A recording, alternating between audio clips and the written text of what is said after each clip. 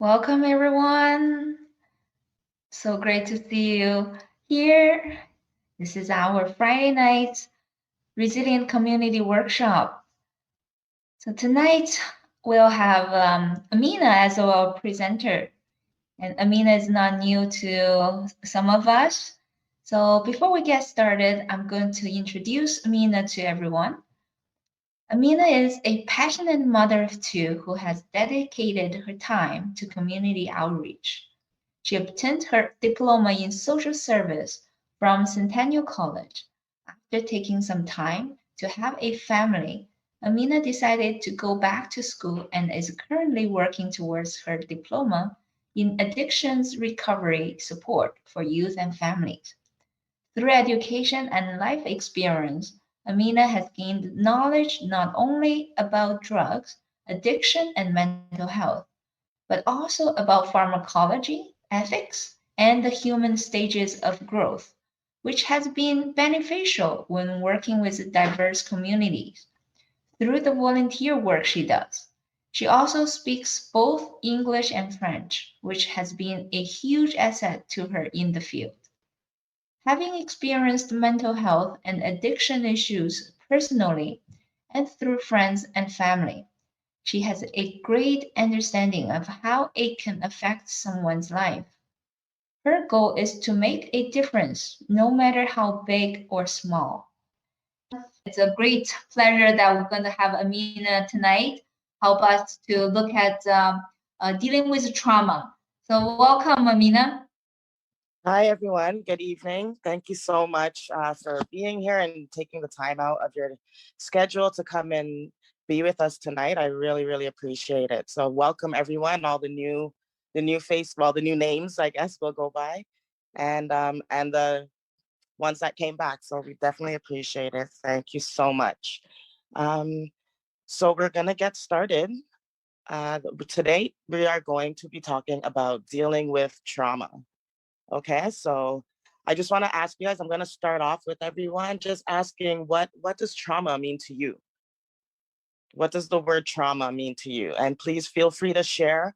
If you don't want to speak up on the mic, you can easily send your your words and your opinions and everything in the chat, and we'll go through the chat a little bit later. So feel free to answer and give your input. I put a message out to everyone to let everyone know. My name is Crystal. I am also a peer of Amina's, and I'll be assisting with the chat. So if you don't feel comfortable talking, you can put your messages in the chat, and I'll ensure that Amina gets the message throughout the dialogue tonight. Thank you so much, Crystal. So again, I just want to throw that question out there to you guys. What does trauma mean to you? Or what does the word trauma mean to you? A very bad experience, like an accident or something. Yeah, yeah.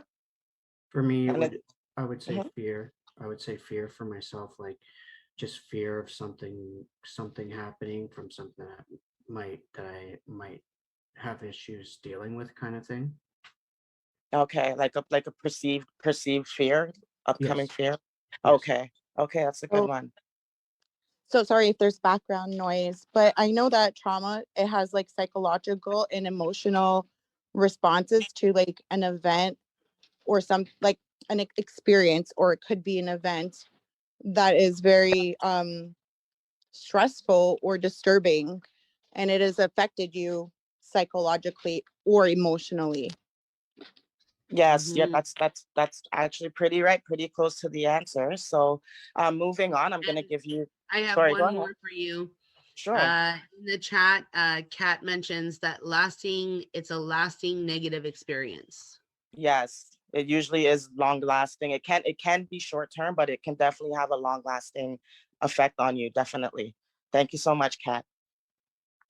All right, so I'm gonna just give you guys the actual definition that are in the books. You guys are all pretty close. It's all. I think it was. I think it's a combination of everything that you guys said. So on to the next slide, and it says, "Oh, I'm sorry. I did want to start off with a quote that I did find. It's from an unknown author. It's a note to anyone who needs to hear it.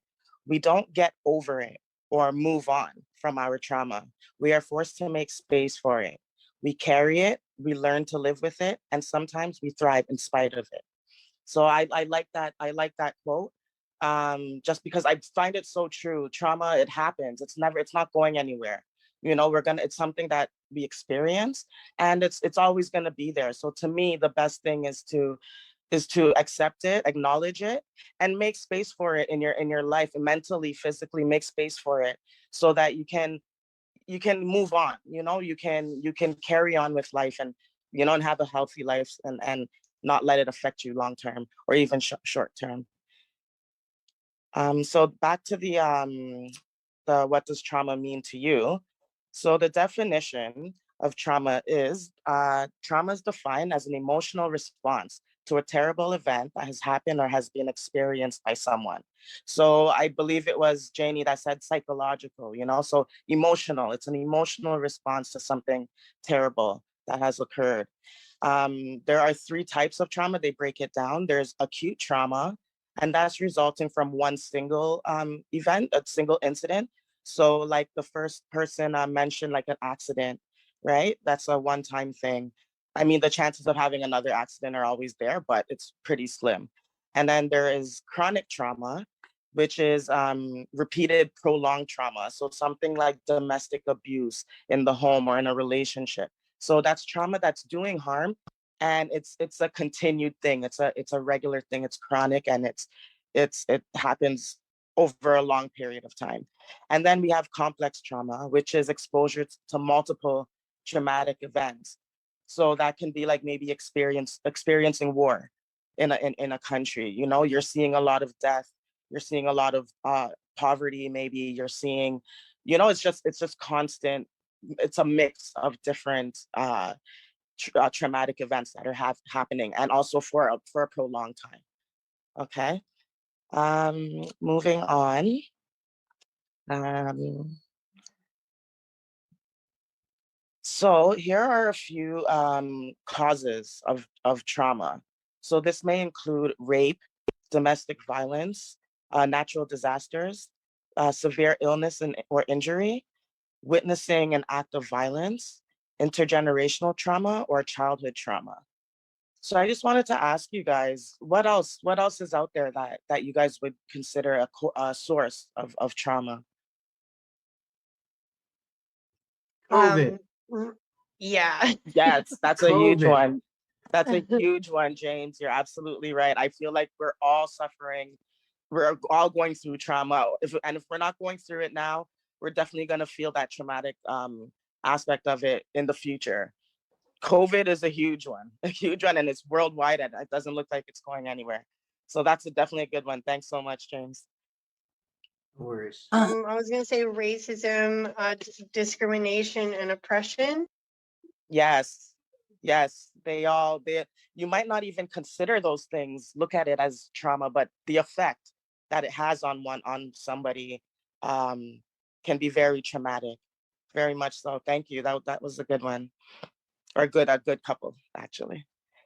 Um, I have one witnessing somebody go through a traumatic situation live and not able to help them.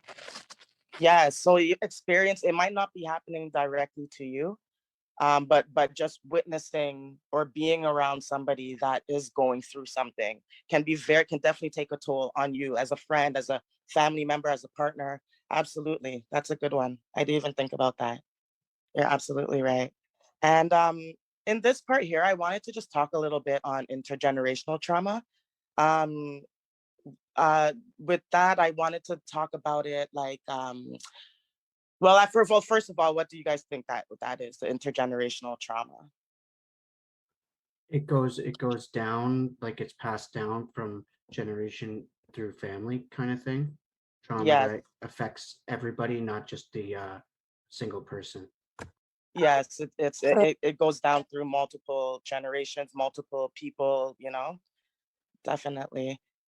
One of the like an example for me, like I would even say the Black community. We know about slavery and things like that. So to me, it's not really direct, but as a people, as Black people, we have felt oppression and things. So that is, to me, like that's has an effect on the future generations since then, right? So that would be something like intergenerational trauma, as well as we all know the indigenous people, the indigenous community. That's huge. You know, the residential schools, the trauma that has been passed on to up till today. You know, to the youth of indigenous families. Yeah, Does And anyone? I it's passed on because each generation that suffers the trauma does not know how to heal from it. So Yeah, it's not like they pass on the trauma in their DNA or something. It's because they don't know how, like, for example, they weren't shown by their own parents how to be good parents for their own kids. And it's passed down kind of behaviorally, I guess, in that way. yeah, yeah. yeah, I wanted to like add to it, like a lot of intergenerational trauma is historical. Like you mentioned, you know, slavery and the Black culture and things like that, they happened in history. But if you were not taught how, like, let's say in terms of the indigenous people, they were taken away and put into residential schools, and we all know of the horrible abuse that went there, and they yeah, were not loved or cared for. So these individuals miss, you know, all of these important aspects of life, and yeah. how, and the psychological effects of forced relocation and assimilation has an impact. Like when they were released and let back to families, for those of them that made it home, how could they raise a healthy individual when they didn't even know how to be one themselves? So they pass on these ways to their children, and the children pass to the next generation. So Exactly. yeah. Exactly. And that's a perfect example of intergenerational trauma. And I also just want to point out on a side note, next week, Tuesday, I believe, at 8 o'clock, Janie will be giving a presentation on intergenerational. Is it intergenerational trauma? Yes, it is. Would be geared towards the indigenous population and whatnot. So please, it'd be great if you guys can log in for that presentation. It should be really good. I'm definitely looking forward to it. Thank Okay. you. Amina, I just wanted to point out there was a comment in the chat, not so much towards the intergenerational trauma, but Safika mentioned that you know, TV shows and internet also contributes to trauma as well. And I thought that was Oh, really that's important that you mentioned that as yes. well. Yes, that's huge, especially today, especially with our youth and the amount of time they're spending on social media and these things. It can come to a point where the kids are the youth or anybody who's online, you start to believe these things. You start to, and it starts to have an effect on your day-to-day life and on your mental capacity and whatnot. So definitely TV, internet, all that stuff is definitely a huge source of trauma. That's a really good one. I didn't even think about that either. Thank you so And much, Sophia. Tony, I see that you have your hand up. Yeah, I was just gonna add to the intergenerational trauma. Forgot what the expression is called. Lateral something. Does anybody remember what that is? Lateral? Collateral damage? No, No? no, lateral. Oh, Lateral. lateral. Sorry. Misunderstood. Yeah, there's lateral, and I can't remember the term that comes after it, but it's basically all the effects, the trauma, the intergenerational trauma. So like one generation is stuffing all those emotions down. Mm-hmm. And so, for example, we're going to go back to indigenous people because that seems to be the topic. The forefront. Yeah. The forefront, yes, and I also did a reflection on that in the school recently or last week. So, so basically, all that anger, that resentment, that fear is being expressed. So let's say the survivors are expressing this now to their children. In a lot of the cases, the children don't even know um, uh, that their parents, what they've gone through. Right. they don't understand it, because you hear these stories when the parents finally say, this is what I actually was a survivor there, because there's so much shame and all that stuff that they experience. Those emotions are now coming out and to their own family. So now, if you treat your son or daughter with this aggression because it's in you and it's trying to come out, Yes. they're gonna get that emotion passed on to them, and then they're gonna treat their children and their children, and then it's a chain reaction, and then you got all this oppression, and then from the oppression you got the substance abuse. So it's a vicious cycle. It's a And very vicious cycle. Yeah.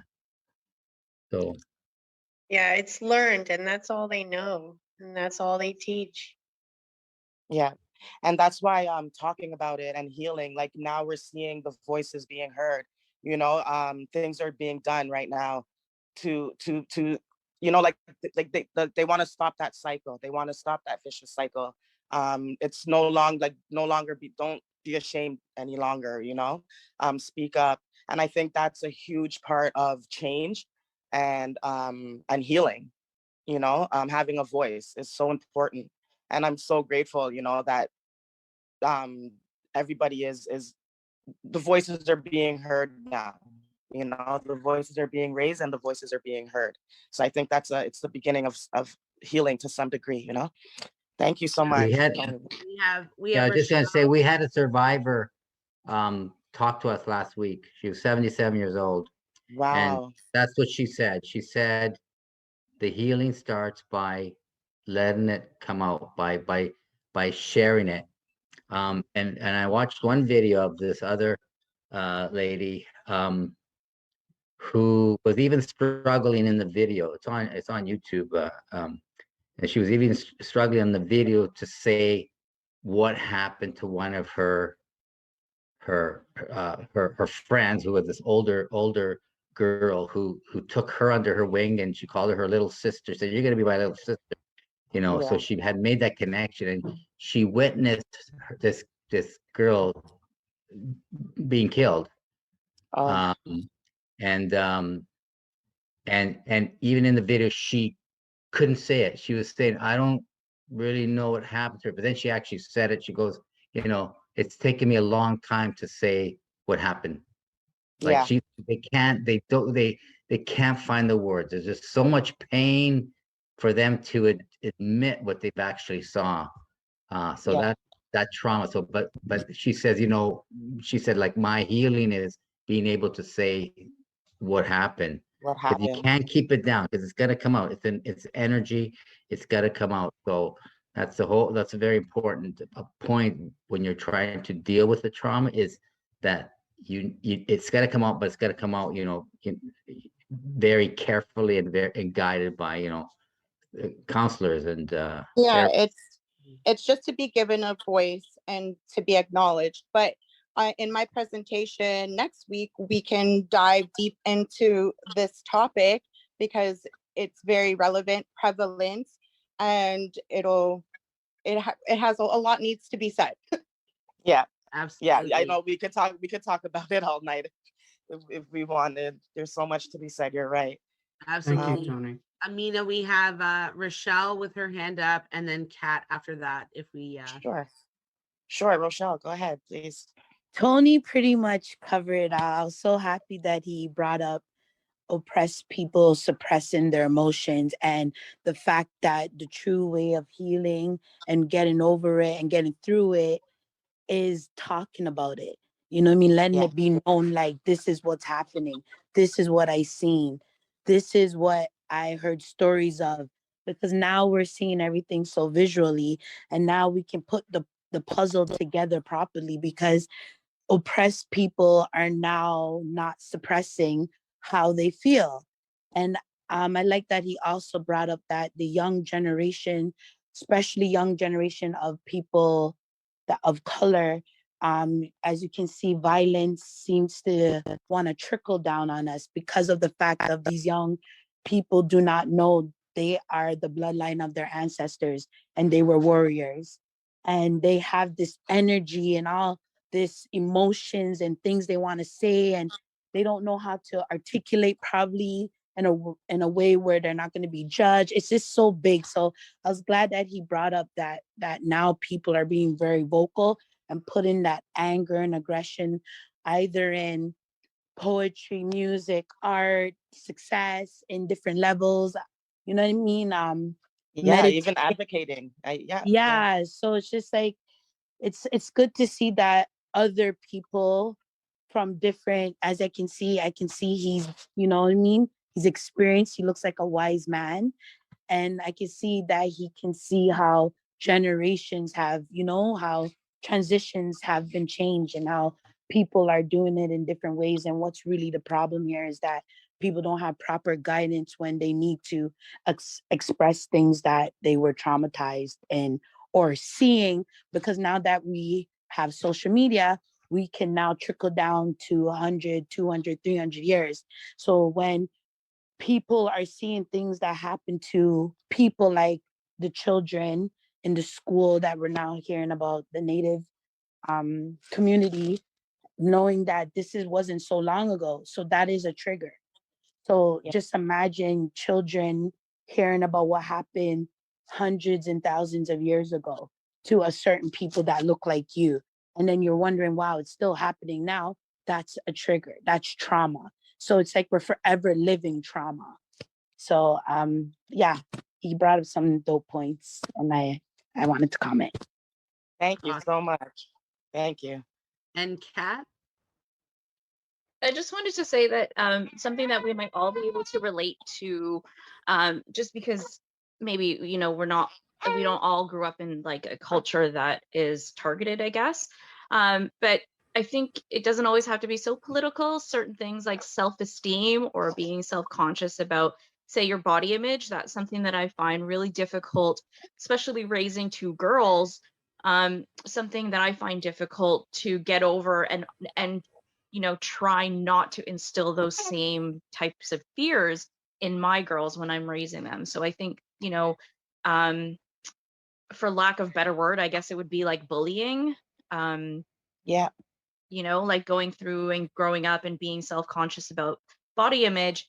How do I get over that and then be able to raise my children so they don't also have those same body images or problems with body image? Right. And it thank you. It definitely goes right back to talking about it, like acknowledging it, right? Working on it, healing from it.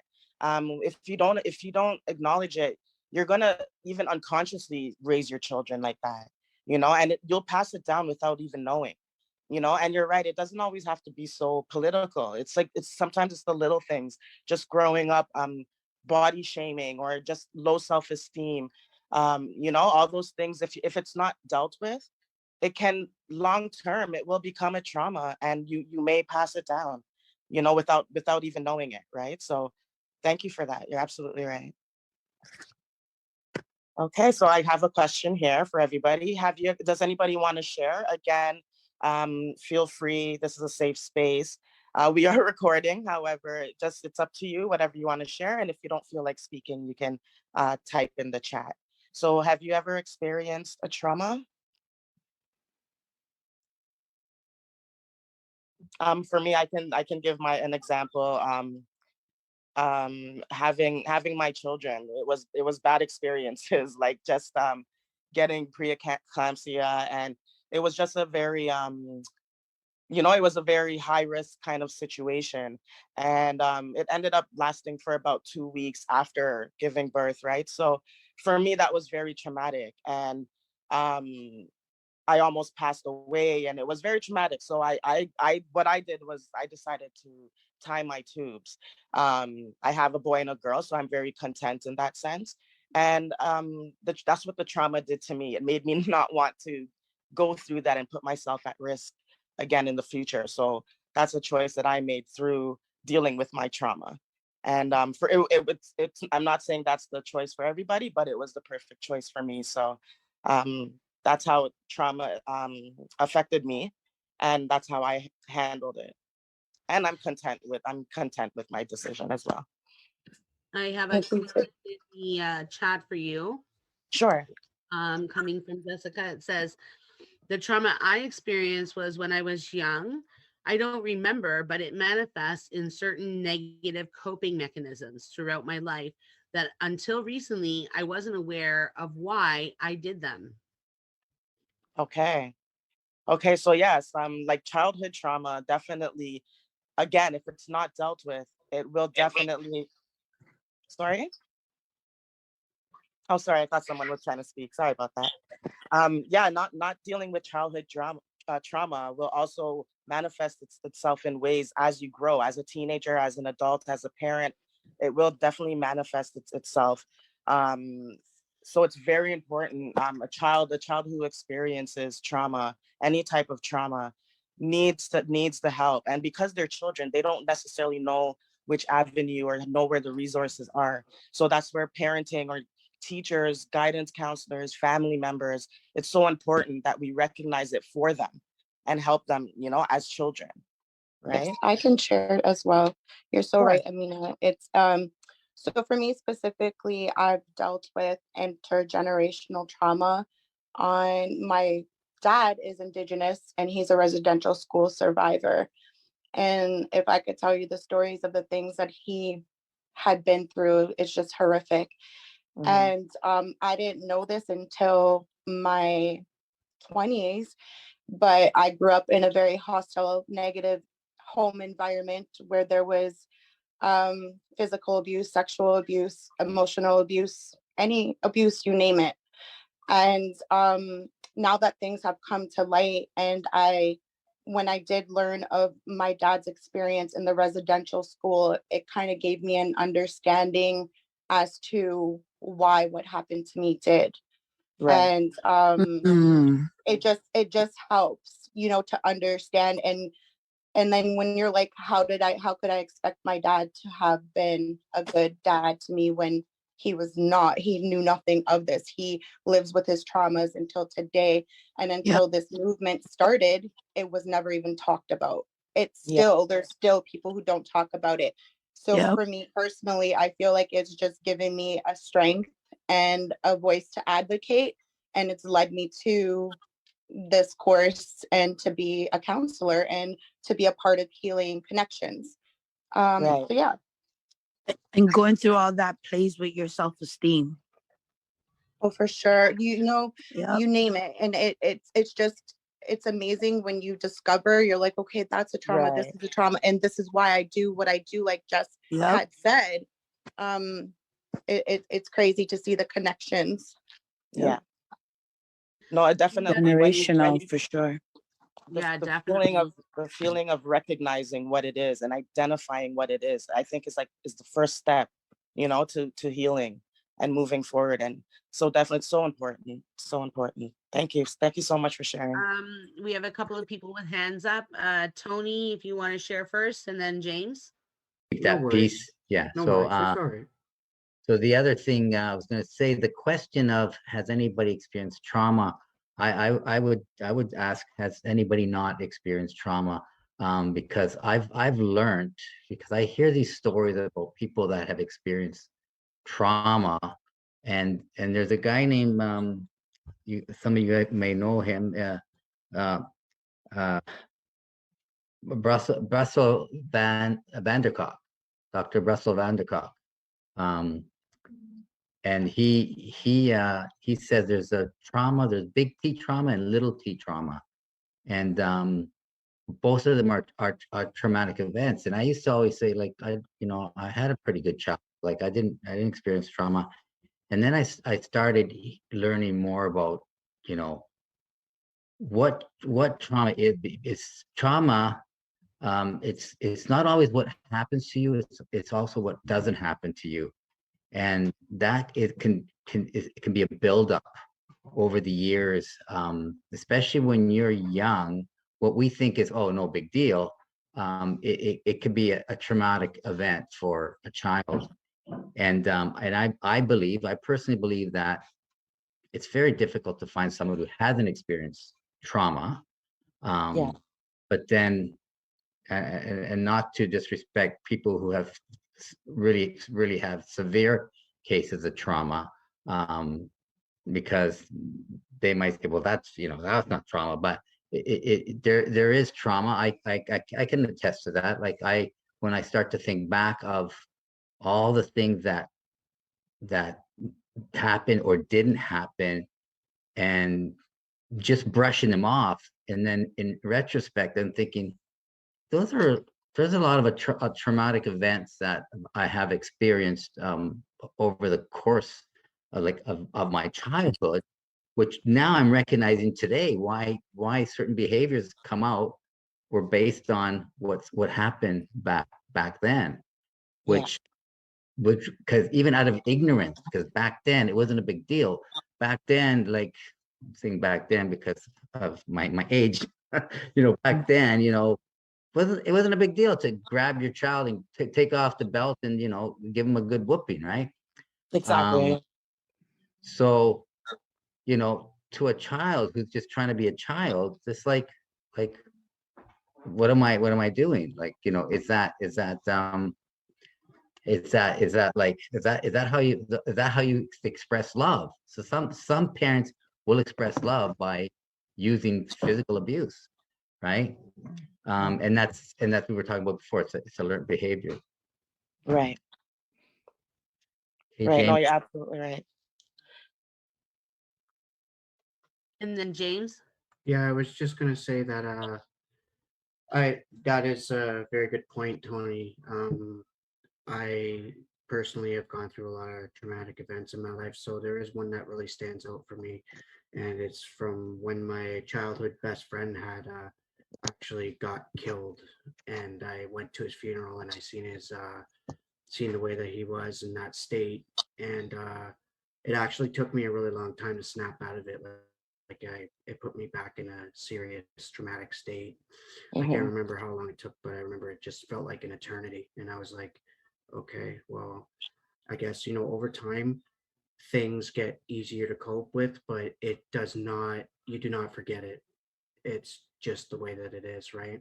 You learn to Right. cope and deal with it, but you never forget the events. That's right. That's like the quote that I mentioned at the beginning, right? It's you have to learn how to cope with it and make space for it, right? And Tony, I like that as well. The who doesn't have trauma? That's a better question. You're absolutely right. I like that. Um, you know, from childhood till now, we've all had so many different experiences, that some good and some bad, and the effects are definitely there. 100%. Thank you. Thank you very much. So moving on. I just wanted to give you guys a few stats that I found a little bit interesting. They're Canadian stats. So 76% of Canadians report having experienced a traumatic event during their lifetime. So right there, that says it right there. That's 76%. I do believe the numbers are a lot higher now, especially with COVID and whatnot. So I believe this number, and I think it's a lot higher. So that's a fact right there. Which kind of puts Tony's comment into perspective, right? And then there's 1 out of 10 Canadians will develop PTSD as a result of experiencing trauma. So for those of you who don't know, PTSD is post-traumatic stress disorder, and that's definitely a symptom or an outcome of trauma. If it's not dealt with, if depending on what exactly happened, whether it's a prolonged trauma, complex trauma, acute trauma, PTSD is a very big mental illness, mental disorder that's very common. 1 out of 10 Canadians, right?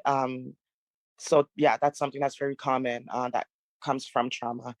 And then the last one here I have is 1/3 of Canadian children experience trauma before the age of 15. And again, back to what we were talking about, childhood trauma, I again believe this number. I believe the number is probably even lower, unfortunately. And it's so important for us as adults to identify these things with children, ask questions, find out why their behavior is the way it is, ask questions and help them, help them, because they don't know.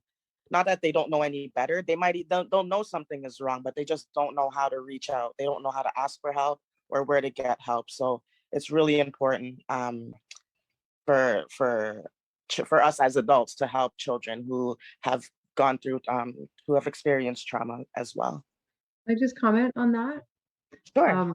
Yeah, I know I just had to excuse myself for the start of the discussion just because of the sensitivity of the stories, not because I'm traumatized, it's more because I have a very deep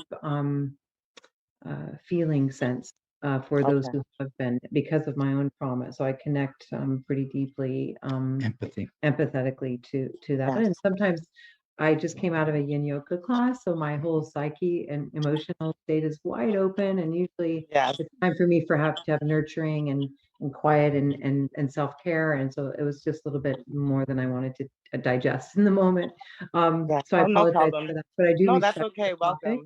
Welcome. I just wanted to comment when you said to be very cautious, especially with children. Of course, we're adults now and we're looking back at our own experience, and there's something that we can do and offer from our own experience, I believe, to children. And I try to do this with my own children, but something really wise was spoken by someone pretty famous now. You may have heard of him, Gabor Mate. And he refers to trauma as not what happens to you, it's what happens inside of you. It's what happens inside of you as a result of what happens to you. And in his compassionate inquiry techniques for therapy, one of the first things he'll ask is, when was the first time you experienced a trauma like this? And the individual will report on that. And then he'll say, who did you tell? Who did you talk to? And often it's no one. Right. And so we're met with trauma at a very young age when our prefrontal cortex isn't even developed yet. We're trying to make sense of something that occurred all by ourselves. And COVID is a prime example. This is the first time in the history of our globe that we've placed the safety and security of our healthcare system in the hands of our youth. Our youth are now being held responsible for making sure that they're healthy enough to come home so that they don't damage any other member of their family. This is a very traumatic event for our youth. So when you say 1/3 of our children, I would say it's probably 100% of our children at this point. At this point, Yeah, I agree with you, Sheila. I was going to say the same thing, that, I feel like these numbers that Amiena has, they're like pre-COVID numbers, right? So if we do, once they do statistics, we'll see that these numbers are going to jump dramatically.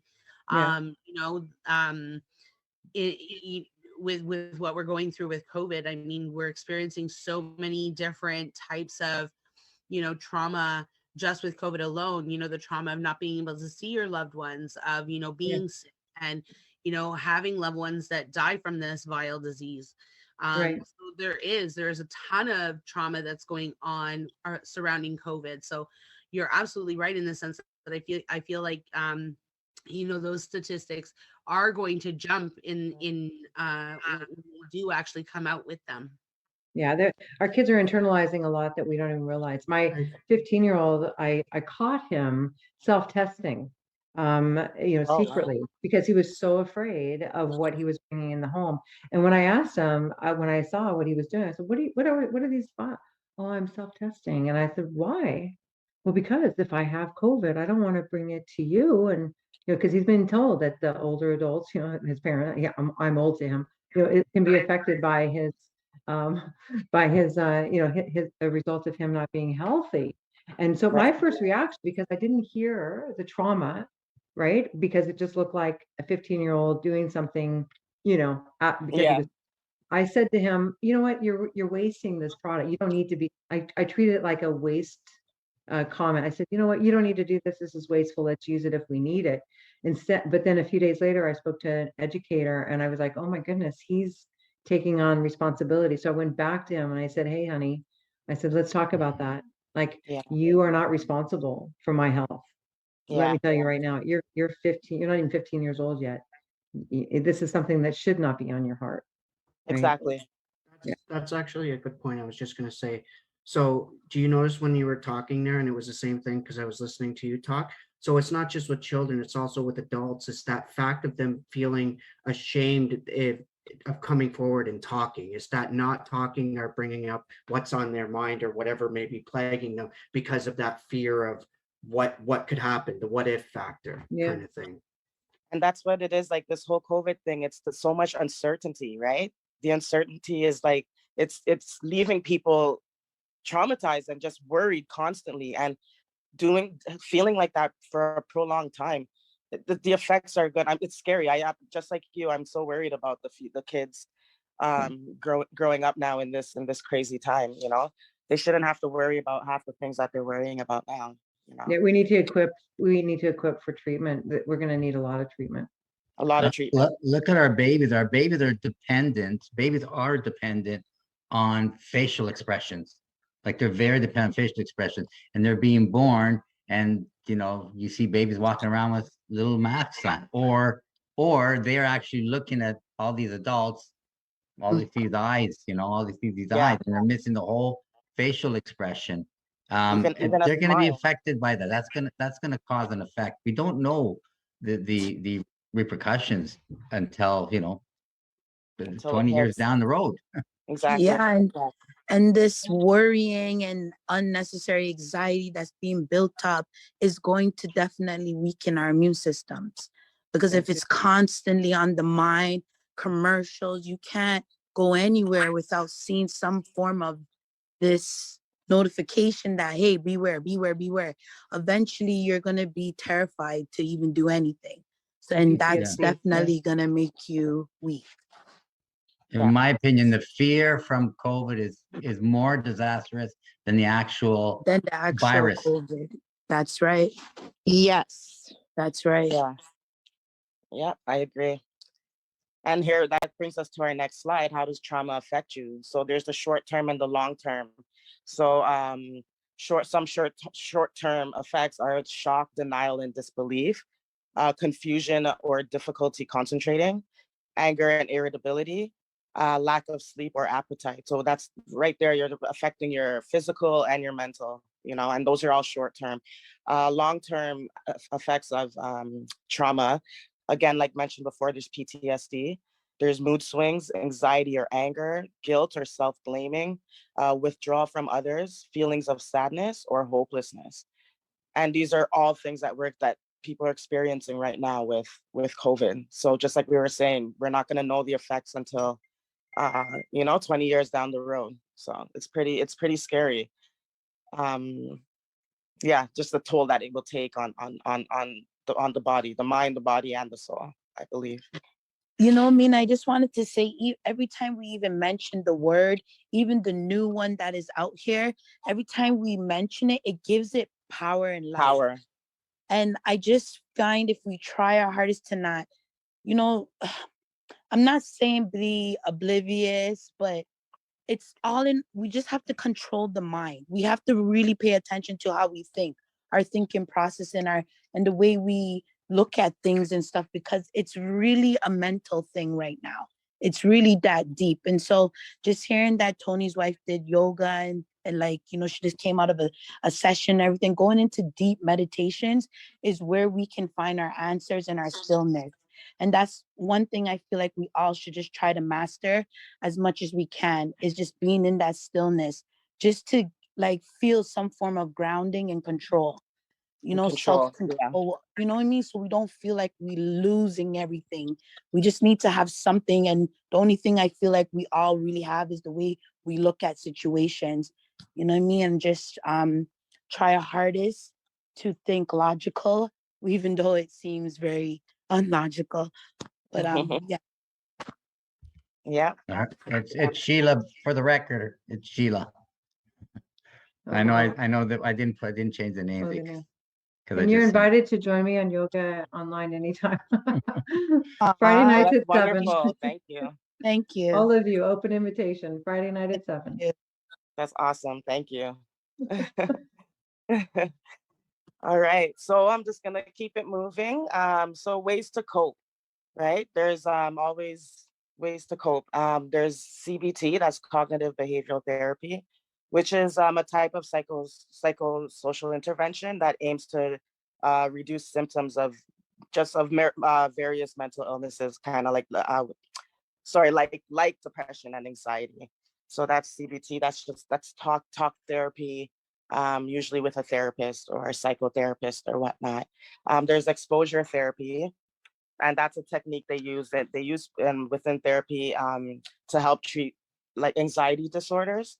So that's where they would expose you to the source of your trauma or source of your anxiety in a safe, controlled environment, right?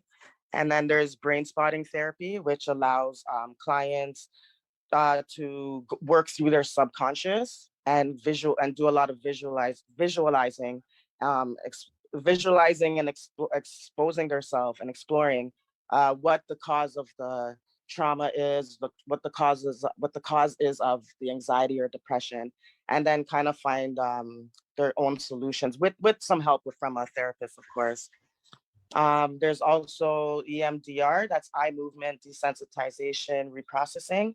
And that's another type of psychotherapy where the therapist will get the client to visualize something, sorry, not visualize, bilaterally stimulate themselves. So sometimes they use rapid eye movement or they use hand tapping. And then, of course, there's always medication like Paxil and Zoloft, SSRIs. I always say medication is good, but I feel that things work best in combination with the therapy, either CBT, exposure therapy, whatever you were to choose, along with anti-anxiety medication. They always work better together, depending on how severe your situation is, of course.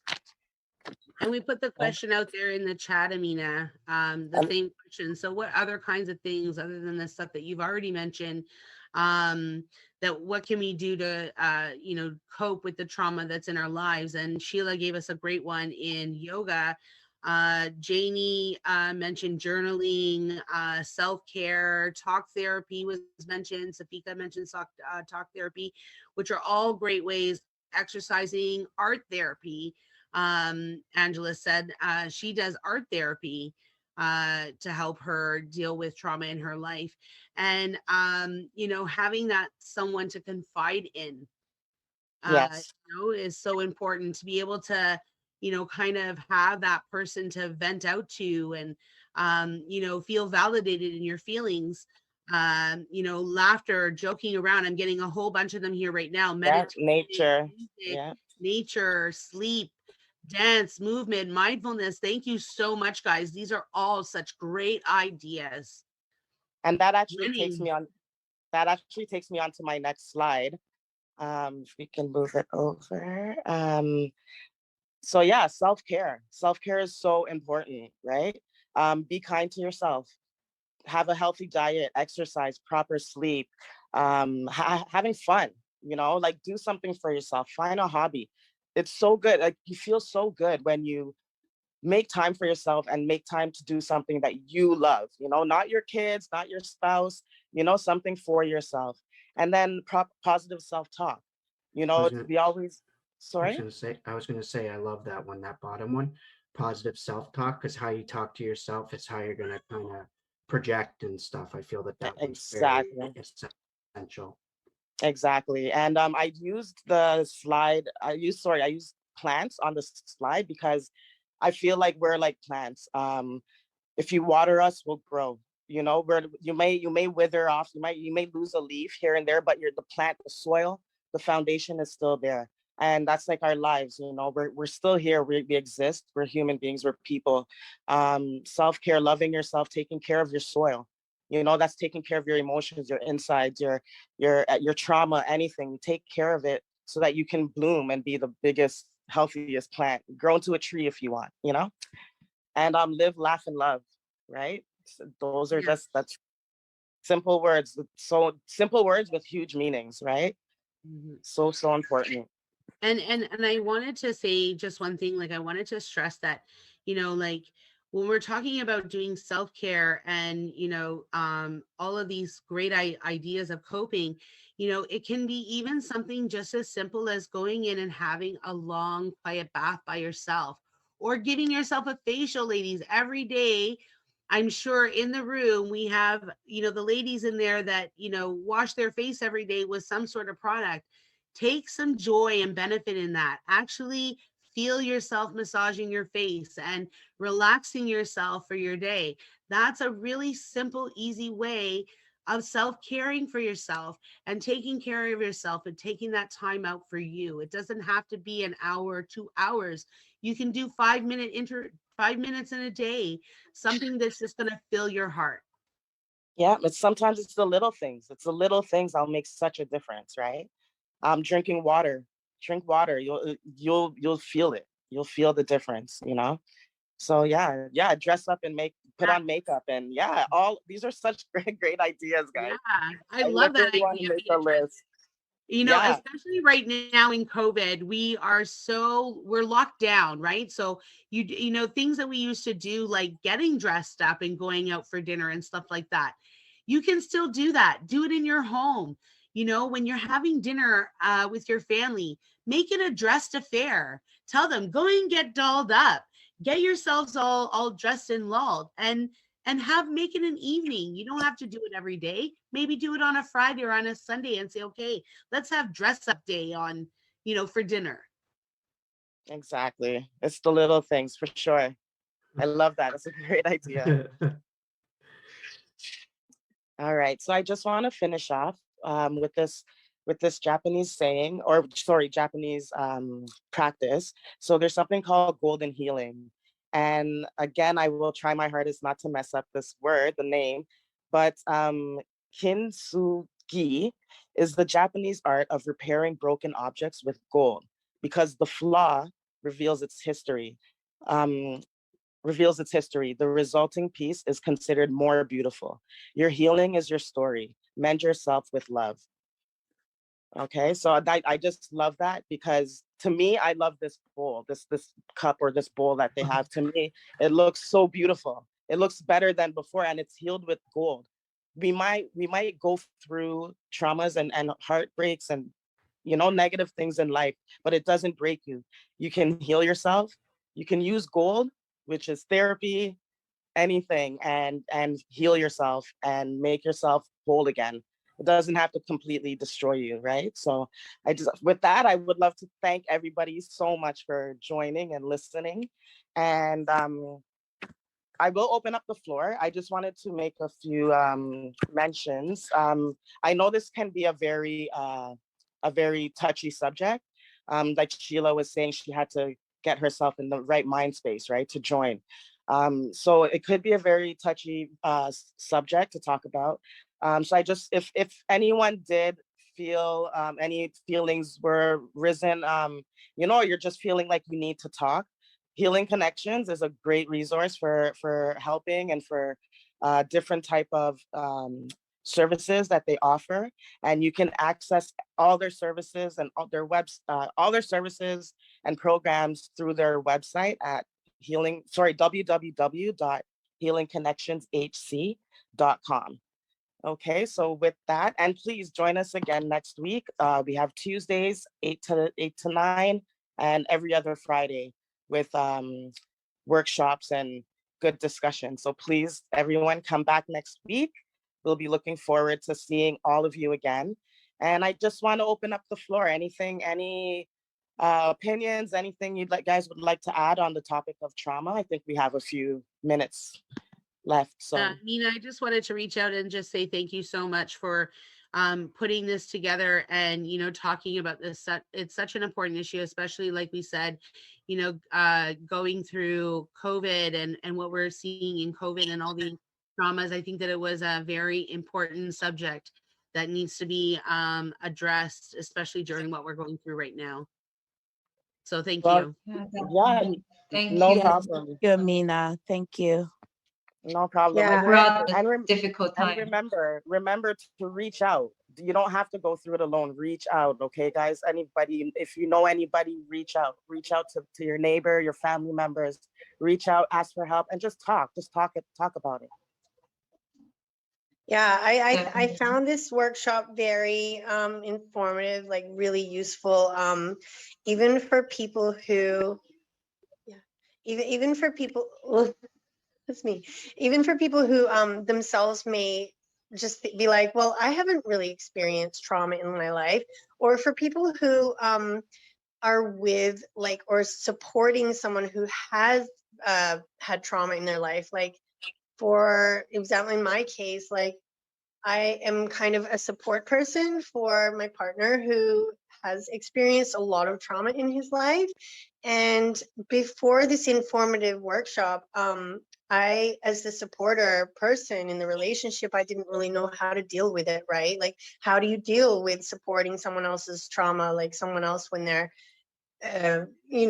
when they're having PTSD or when they're having negative coping mechanisms that have resulted in from their trauma. So now I feel like I'm more informed as to how to support my person. And yeah, I really appreciate that, Amiena. Thank you. No Yeah, problem. I think to add to that is that people when they I think everybody experience trauma, but some of us are not realizing it, and then when situation come up, and then we dig down why is that because of something happening in when we were young or when we were in the past or something like that. So I Absolutely, think Beatrice. yeah, Yeah, I think we have to like sometimes we're not aware. Sometimes Right. yeah. we're not aware. Yes. Yes. That's right. I was going to say that too. That's such a good point, Beatrice, because you're right. Like a lot of people are not like aware. A lot of people are like, well, I've never experienced trauma, or like, well, I'm resilient. I can get through, I'd be able to get through whatever traumatic experience other people are going through fine. But they don't realize, again, I'll use myself as an example. I did mention it earlier in the chat. But yeah, like I did not realize that my childhood trauma, which I don't even remember because I was so young, um, actually did manifest later in my life, like throughout my life and throughout my kind of future, like all the relationships that I've ever had in my life. But now I understand why I've done certain things or behaved in certain ways, and I can actually see it through the scope of having experienced trauma. And understand it that way and have more kind of compassion and understanding in my own self. Yeah, good point, Beatrice. Mhm. Yeah. And it's a form of denial, I think. And denial is a coping mechanism, right? Yeah. It's what we use to survive when we don't know how to process. Yeah, it's a That- negative coping mechanism. Hmm. Definitely. Well, thank you very much. I'm glad I was able to participate. Finally. I'm really so grateful much. to hear about Healing Connection. I think you guys are doing an amazing work and very important practice and service. So I congratulate you for bringing this to the public. It's wonderful. Thank you. That's